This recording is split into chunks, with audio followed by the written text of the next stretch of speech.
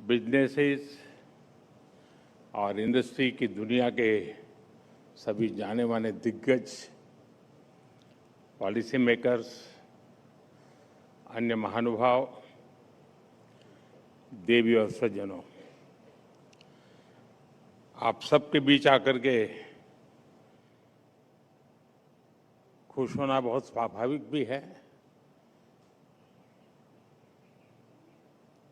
इस साल समिट का फोकस शेयर्ड फ्यूचर पर है। पिछले कुछ वर्षों में दुनिया ने अनेक उतार चढ़ाव देखे हैं और इन अनुभवों ने एक बात बहुत स्पष्ट कर दी है, कोई चाहे या न चाहे, हर देश का भविष्य, उसका फ्यूचर एक दूसरे से जुड़ा हुआ ही है। आइसोलेशन में कुछ संभव नहीं है। इसलिए शेयर्ड फ्यूचर्स की ये थीम आज और भी अधिक प्रासंगिक हो गई है और भारत तो हमेशा से इसी भावना को लेकर चला है।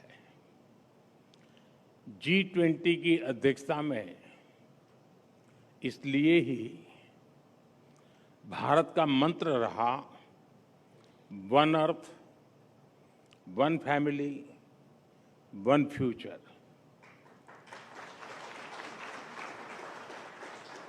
शेयर्ड फ्यूचर की ये भावना और इसके साथ जुड़ा दायित्व बोध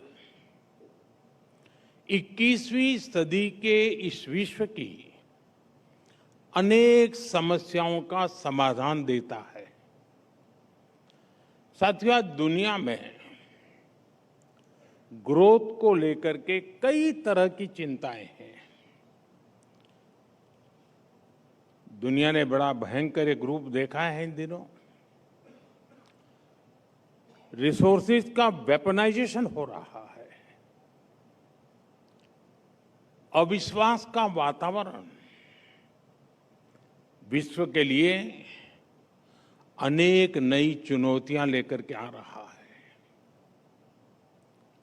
लेकिन ऐसे समय में भी दुनिया भारत को ग्रोथ और होप के ब्राइट स्पॉट के रूप में देख रही है। भारत ने पिछले 10-12 साल में अपनी 25 करोड़ आबादी को गरीबी से बाहर निकाला है।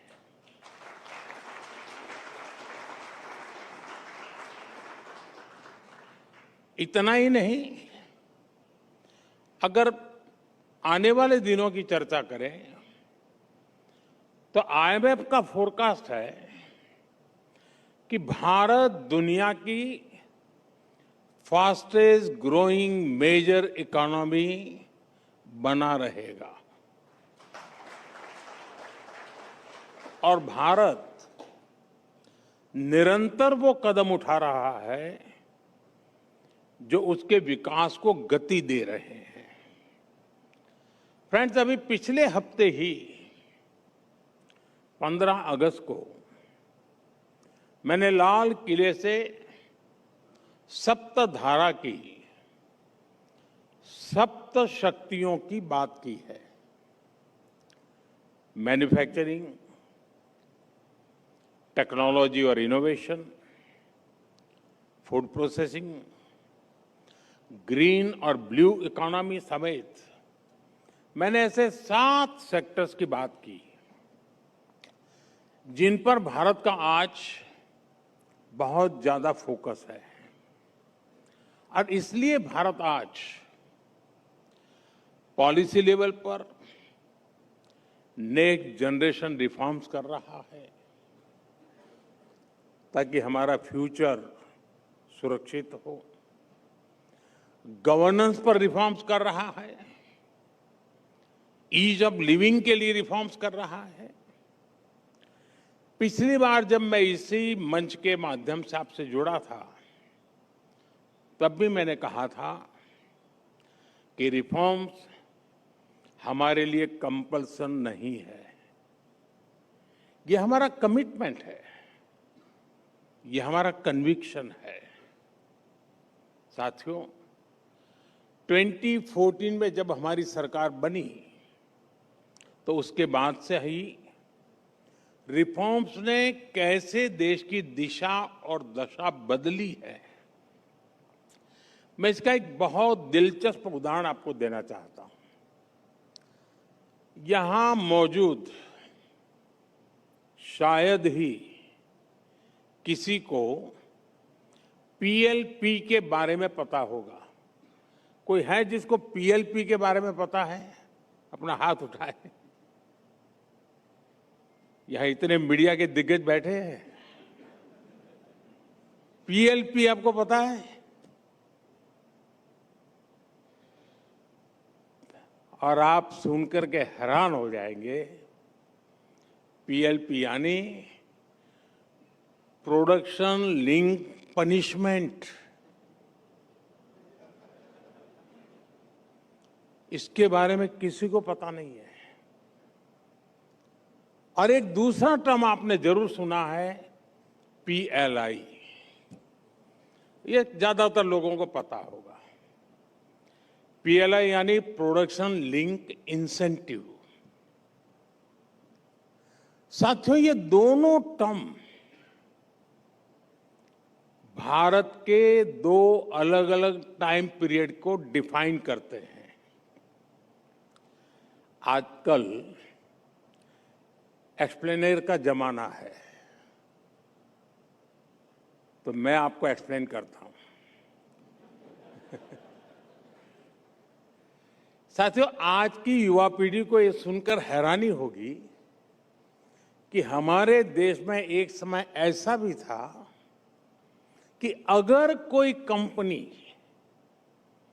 तय लिमिट से ज्यादा प्रोडक्शन कर दे तो उसे पनिशमेंट दिया जाता था।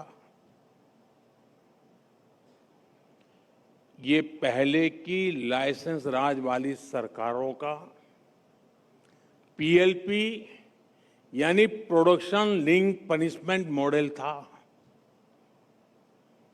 ऐसे भी उदाहरण रहे हैं कि अगर किसी फैक्ट्री ने ज्यादा डिमांड देखते हुए ज्यादा प्रोडक्शन कर दिया तो उसे नोटिस भेज दिया जाता था। मजबूरी में वो कंपनी अपना प्रोडक्ट मार्केट में बेचने के बजाय उसे खुद ही नष्ट कर देती थी। साथियों, आज जो लोग मेक इन इंडिया और आत्मनिर्भर भारत अभियान का मजाक उड़ाते हैं, उनके पुरखों की सोच यही थी। पीएलपी यानी प्रोडक्शन लिंक पनिशमेंट।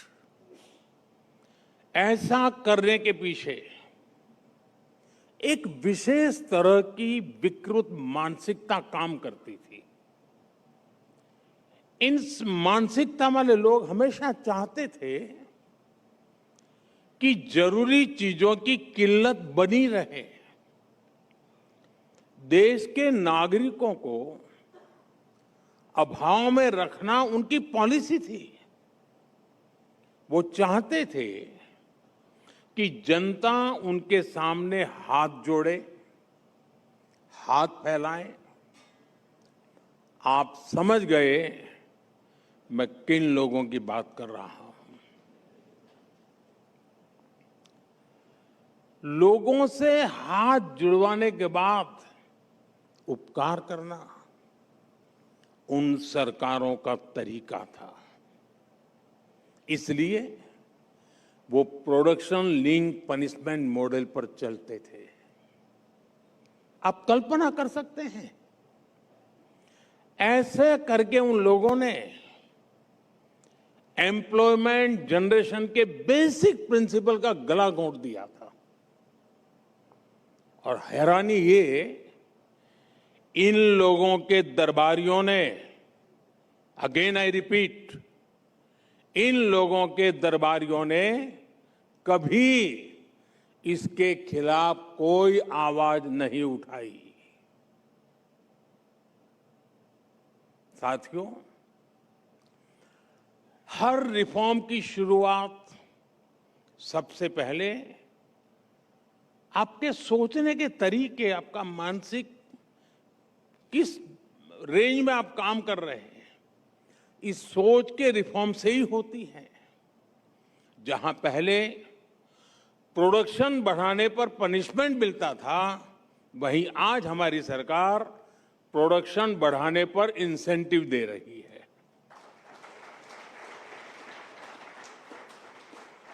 और आज पीएलआई स्कीम की सक्सेस दुनिया देख रही है।